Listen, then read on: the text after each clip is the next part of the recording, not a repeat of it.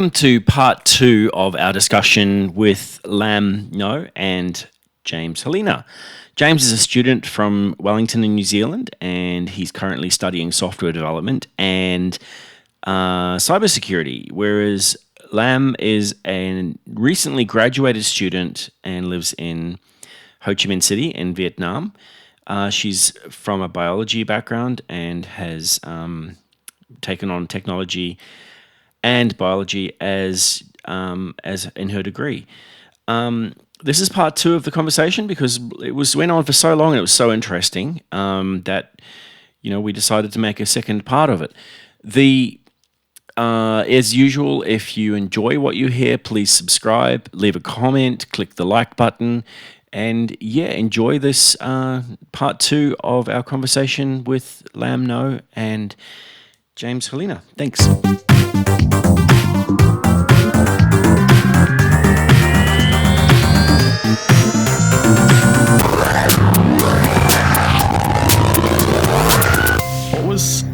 What was your guys' experience with Y2K? I guess I'll go first. So just to put this in context, were either of you born before 2000? No, I was not. Oh, I was born in 1997.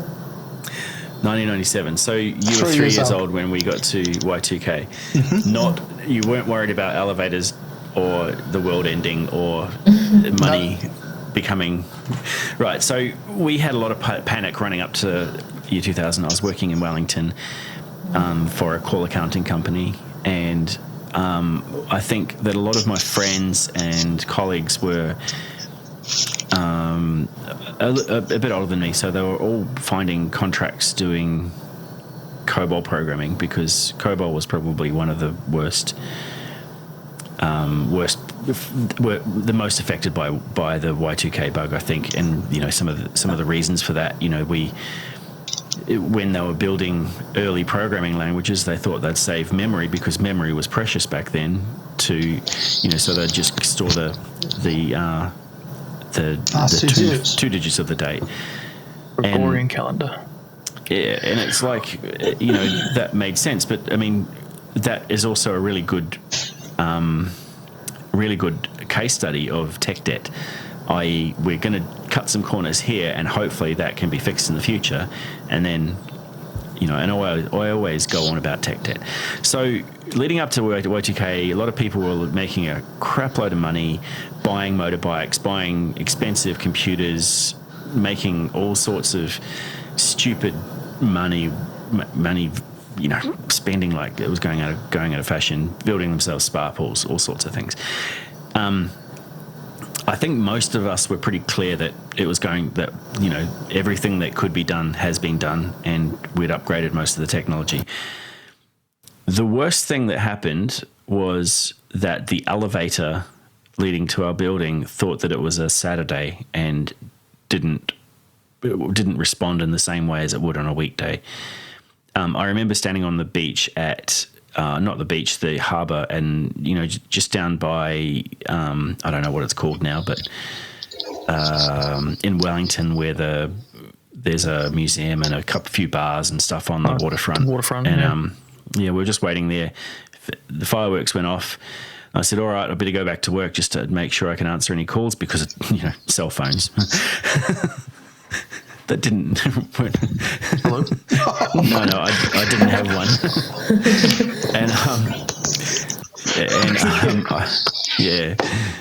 And so I went back to work to man the phones and just no one called in. There was no problems. I checked in the next couple of days, no problems. And then we just fixed bugs as they came up. Really, that was the worst thing that happened. I think there were a couple of things that went wrong. David, what about you? So in 1988, I was employed as a Y2K specialist applications manager. leading up by a very large hospital. A very big lifetime on that, isn't there? 12-year lifespan on that role. Sorry, 1998, not 1988. My apologies, 1998. Oh, 2 years, okay. Thank you for correcting me, Michael. Y2K applications specialist. And I went into Y2K for this very large hospital corporation. And we were in absolute panic about what would happen to operations. So we had to stop all operations around the world for a 24-hour period in case everything went out. I was sitting on top, actually at Y2K at midnight, I was sitting on the roof of a large hospital watching what was going on below, waiting for the world to collapse. And nothing happened. And then all of a sudden, all the lights went out down below us. And we thought, here it comes. And a car had run into a power pole. And taken out the lights. So we had we had a world map in front of us, and that had hospitals over in New Zealand, Australia, all the way around to the US, right around the globe. And as each one went across Y2K, we phoned them to say, what went wrong? And everyone was going, nothing. But we did a lot of work. We moved all of the old 386s onto, what was it we moved them onto back then? Anyway, we got rid of all the old 386s, and we got rid of the computers that were going to fail and we knew were going to fail. So there was a lot of preparation work. And what would have happened if they had stayed on? Same as Michael's lift. It would have thought it was a different day. Yeah. So really, I think for me, I think that most people or most companies around the world prepared enough that nothing happened, and it was a bit of an anticlimax. Even the Defence Force was prepared for. They grounded a large number of planes in case it went wrong, and people refused to fly over Y2K. That's crazy. In case the planes dropped out the sky. Because I got some interesting fact here which made me want to ask this question, is because there was this fact I found is what they brought up in one of their lectures. They said that there was an estimated to have spent $308 billion before the millennia on efforts to try and mitigate the problem. Do you think that was an accurate number? Do you think like people were actually that concerned about it? Like, was it obviously because it could have been a problem, or was definitely a problem? I go back to a quote. I go back to a quote that we heard at the beginning of this COVID pandemic. We'll never know if we overcompensated or overprepared for it. We'll only know if we underprepared. And we're okay here in Australia. Like Victoria's just been locked down, Lam's locked down, and Saigon. New Zealand's been really good, but there are some countries in India, Philippines, the US still, where everything is still crazy. UK, so Europe, Czech. There's some countries that prepared really well, and you'll never know whether they prepared well enough. So same with Y2K. We spent Y2K was a real thing. And if we hadn't have prepared, it could have been a disaster. But what actually eventuated was very, very little. That's good. So what happened? Fireworks went off. We got drunk. It was all good. I celebrated my New Year at 1 a.m. I went home and celebrated the New Year with my family at 1 a.m. Cool. That's awesome. Great question. Now, hold on, everybody, while we record. While we're here, do you have any questions that you'd like to ask about the last century? You old buggers. Sorry, but I don't. That's okay. I have a lot of questions about the future, though. Go for it. Ask a question about the future. We may as well I have questions that if you think the authorities will start using technology to manage people. That's a really tough question. Yeah. I think without a doubt authorities will be using technology, both application-wise, to monitor and to keep tracks on people around the world, especially after COVID. I think countries will get together to track people's movements around the world a lot closer. And I also think hardware technology will come in, and we will have robotic AI managing our defence and also our police services. Yeah. Does it sound scary to you? Yes. Does it sound scary to me? Yeah. Because that sounds incredibly scary. Everything has somebody managing it, and everything can be hacked in one way or another. Michael. I forgot you're a cybersecurity nut. That's what I'm doing. I know. I read that. Yeah. I hope that future doesn't happen. What? No, I don't want it to. I don't want that to happen. I grew up being able to go out on the street until the street lights turned off, riding my bike with no chance of getting put in a white van and taken away. Now it's like you can't even go outside after 5 o'clock and without expecting to get run over by some loudmouth Tesla truck driving. Tesla truck with the barbecue on the back. Yes, I knew that was coming, James. The Cybertruck, yeah. I do agree. Oh, don't worry. The Cybertruck was so Tesla have a truck, right? And it's an electric truck, so electric utility truck, and they've created this so that it looks like a tank. It looks like it really looks like a futuristic vehicle. Oh, I see. But you can get an attachment to put a barbecue on the back. Oh, good. And they started selling a few years ago, and David and I were looking at how we could buy one and import it into Australia, but that never happened because basically the shine hit. the shine came off it all, and I come back to that. I do think that there's going to be a lot of that, and I do think there's going to be a lot of the authorities and governments using technology to track and control people, and I think that's sad. I think it's already happening, and I think we have that level of tracking and to a degree control already, especially in some countries more than others, and I'm not discounting Australia here. It is scary, and I don't like it, and I don't have the option to go and live on another planet. So, if I did, if I did, I might take that option. Okay, so let's keep going here because we can use this as a secondary piece of update. James, what about Starlink? And what about having 8,000 satellites that are scanning in low orbit around you, monitoring everything you're doing and providing ultra cheap internet and phones? So now you're going to get me started because on one hand, I absolutely love the idea that they can provide networking to places throughout the world that don't have coverage. Because I'm a big networking guy. Excuse my French. I love the internet. I love the networking. And I think it's awesome that they're giving that option for people to connect to a network where you may not have fiber lines, ADSL lines or phone lines running.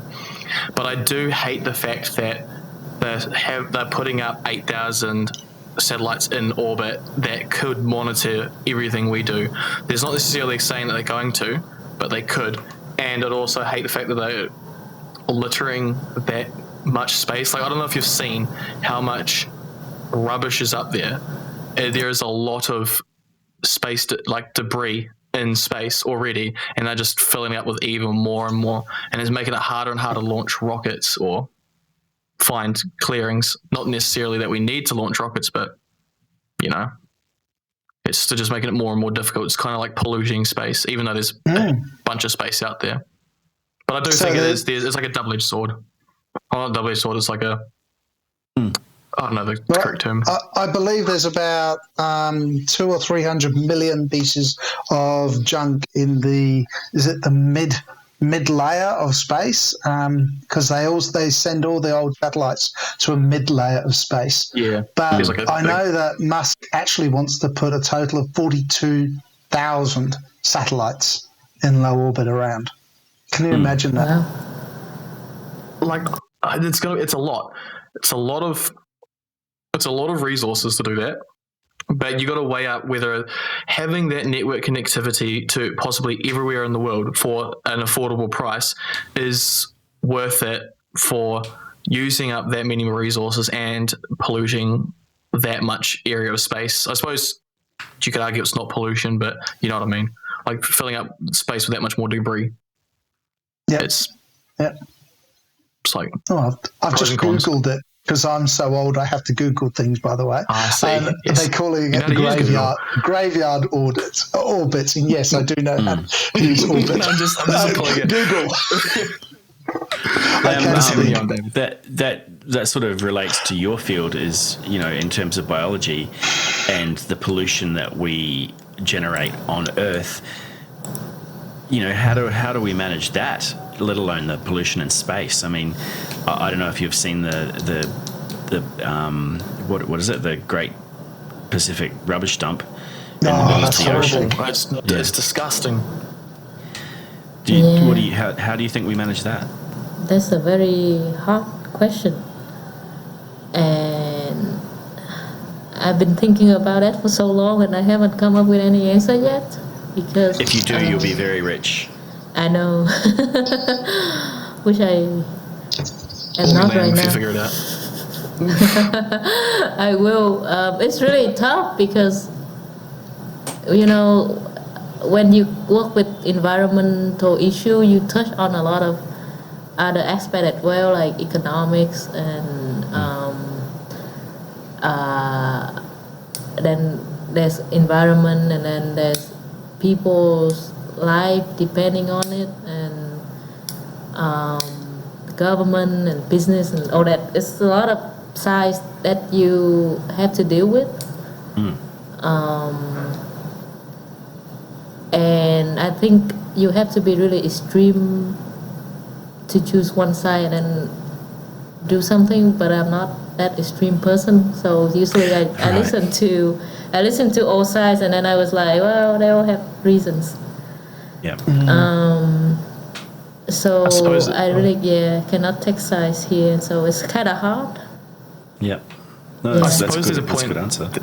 There's a point though where it comes to whether economics and business and governmental law and I suppose law has to stay applied, but for all those things, you got to ask yourself: do they really matter, or is it more important that we save ourselves, like get rid of all this pollution, prolong our life on Earth? Because I don't know what the statistic is, but I feel like it's probably we're shortening our Earth's lifespan significantly with the amount of crap, with the amount of stuff we're putting into it and polluting with. And I feel like eventually it's going to come to a point where, well, it should already be at that point where economics and business shouldn't be such a factor, but it still is. Like what Lam was saying, there's a lot. And politics.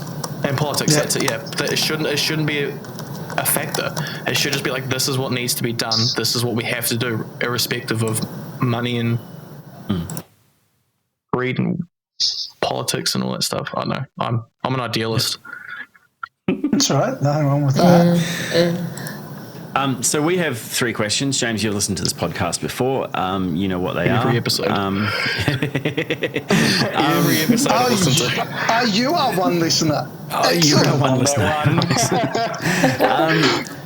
James, what would you do differently if you had the chance in your short career as a freelance software developer / student?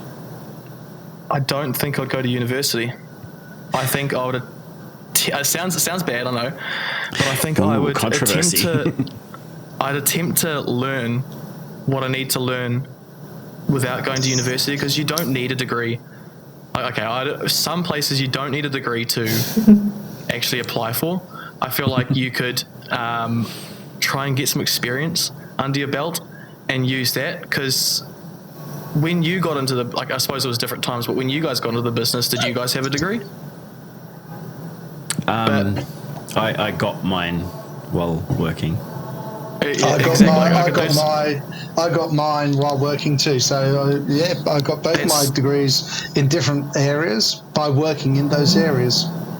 And that's what I mean, like bullseye. It's exactly what I was thinking. Like you don't need to go to university straight off the bat. You could go out and try. And if it doesn't work out for you, then you can go to university. But at least you tried to. Well, at least I would have tried to have done it without racking up debt. Stressing over tests and stuff. Yeah.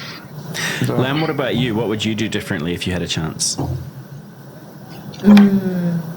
Well, if I had a chance, I would have experienced more with technology, because I realized in Vietnam the resources is pretty limited for me to play with stuff. Mm-hmm. So back then I should have used all my money and buy all that hardware stuff and bring them back to Vietnam. Because I was trying to save money because they're pretty expensive, but then going back here I was like, I don't have enough resources, and then I have money, so it's still pretty useless. I wish I could have tinkering the stuff more, because back then they have something called marketplace. Marketplace is where you come and then you kind of sign up for a lot of classes with electronics and coding and all that. So what I regretted most is I didn't sign up for those classes earlier, because I was thinking, if I graduated I would have more time. But then once I graduated, COVID hit, and then I had to stay home. Very interesting, yes. Yeah, it's really bad. That's one thing I regretted most. But right now I'm trying my best to reapply and then go back to the US at some point to maybe study a diploma or something. I don't know. Yeah. My advice to both of you would be to look to the future at what might be coming around the corner from a software application point of view, and to see what trends are happening in 10 years, because that's where it's needed. Michael, what's your idea on that? Come on, Uncle Michael, give some advice on what they should look to. What they should be doing. Yeah. Look, it's controversial, but what James said is interesting, because a degree is become less and less of value to organisations hiring in the tech field. Not saying it's not valuable. I think, Lam, you hit the nail on the head. They teach you how to learn, not necessarily what to learn, or maybe James said that, I can't remember. I'll go back and edit that to make sure that I get it right.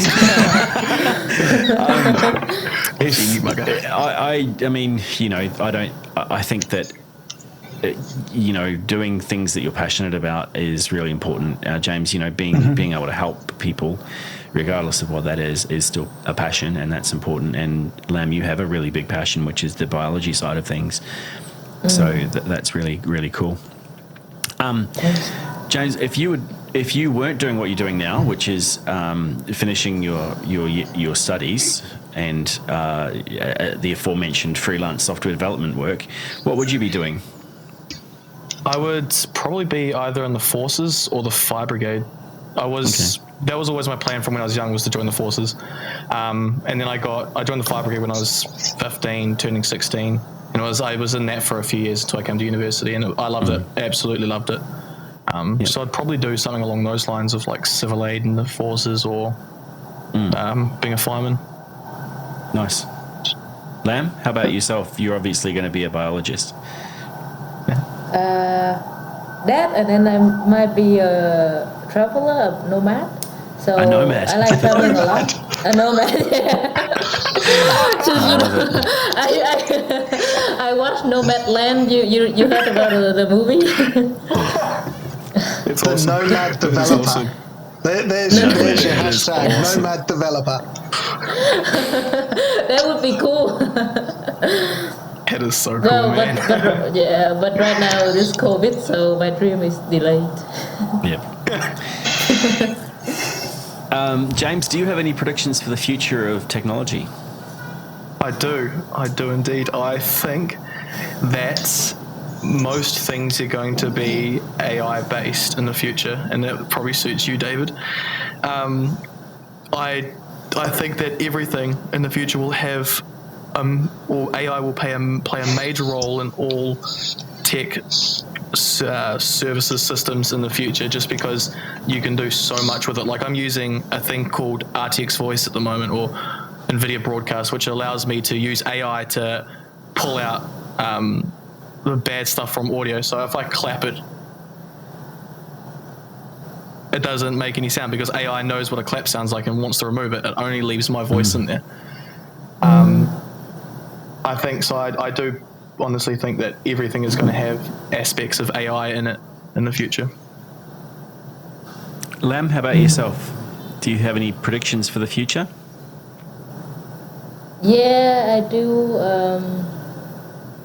And it's controversial too because I agree with James, but then I feel like I don't know how the next generation will be like because I have two little cousins and they're really into technology and they kind of have some issue with language. So I don't know, like kids next generation who get exposed to technology too early will have like, you know, different problems than like us right now, because technology is powerful, but because it's too powerful, then sometimes I wonder what it's gonna be like for the next generation, you know, looking at my cousin. That's actually really interesting because I think the earlier we're exposed to today's technology, and you know, let's say someone was born today, they're going to be exposed to, you know, what James was talking about from birth. I mean, David and I, when, you know, David, you probably had your first computer when you were how old?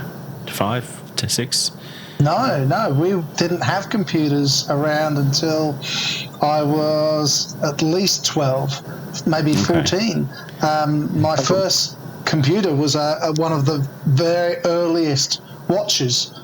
Yeah, okay. It was a digital watch, and the only place you could buy it back then was Singapore Airport. Right. Whereas, you know, I had a VIC-20 and VIC-20. I remember 5 kilobytes of RAM. Yep.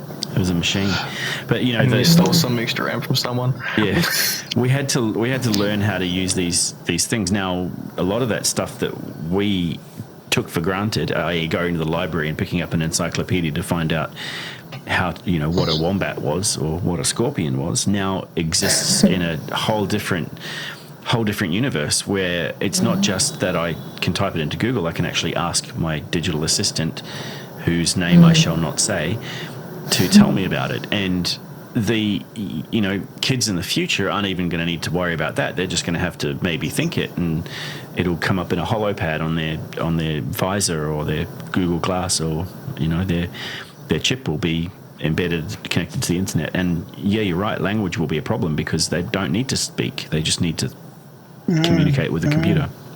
Yeah, I was 14 when the VIC-20 was released, so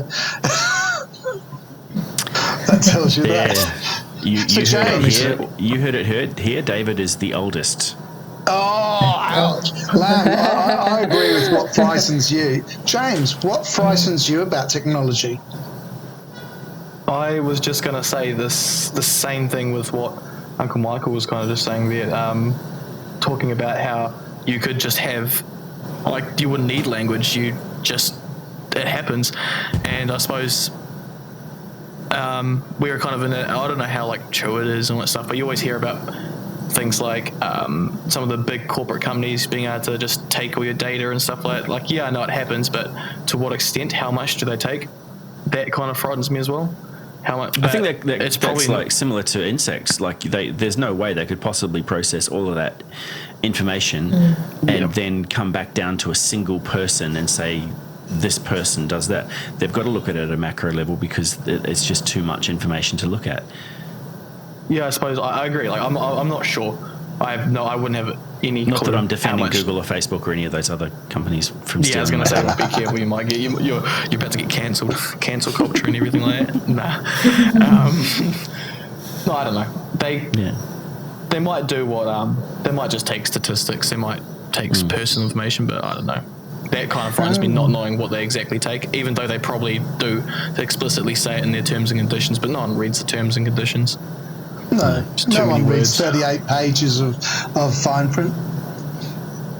David, what about you? What are you frightened of? I reckon the next big problem we're going to have is fake images. So facial identity being stolen and used to propagate and to get data away from us, and that'll end up as some sort of ransomware. And I think they're going to join some of these ransomware attacks that we've got at the moment into fake images of individuals to try and identify you as a real person, even though you're not real. I really worry about that coming around the corner. I suppose you just don't be important enough that it doesn't matter. So just if someone comes up and makes a fake of like you, Michael, then it's like who's Michael? Who really knows who Michael is? That's where Lam's nomad stuff comes in. It's just a fancy word for unemployed and bum. Don't listen to Lam. You can do it, man. You can do it, Lam. Michael, what about you? Oh, what frightens me? Sorry, it wasn't meant to be difficult. No, it's difficult. I don't know because like it's the same stuff we've discussed. It's like, you know, the fact that technology is, I mean, you know, both James and Lam know things that I don't, and that's because I've not been exposed to new tech. I mean, for one of the jobs that I'm working on, I have to understand TikTok. Now, I don't. That's why. There's absolutely no reason or nothing in my brain that actually goes, you know what, this is good. I'm getting dopamine from this. It is, I just can't understand it. And yet, you know, people, I'm not saying that you two do, but, you know, there's people of your age are probably on there all day making billions of dollars on there. And my fear is that I'll end up like the people that I complain about, saying, what do you mean you can't do that? Let's just do this. Just click here and click there and it's all done. And, you know, I'll be going, but I don't understand. Why is this so hard to do? So that's, I think, my fear, which is probably more of a personal fear.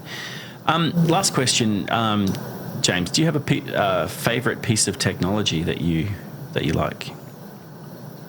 That's actually a really tough one.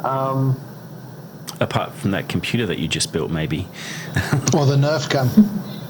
Nerf gun, that is cool. I don't know. It's really hard. I lost it recently on a trail ride, but I loved my smartwatch. Oh, yeah. I absolutely loved my smartwatch.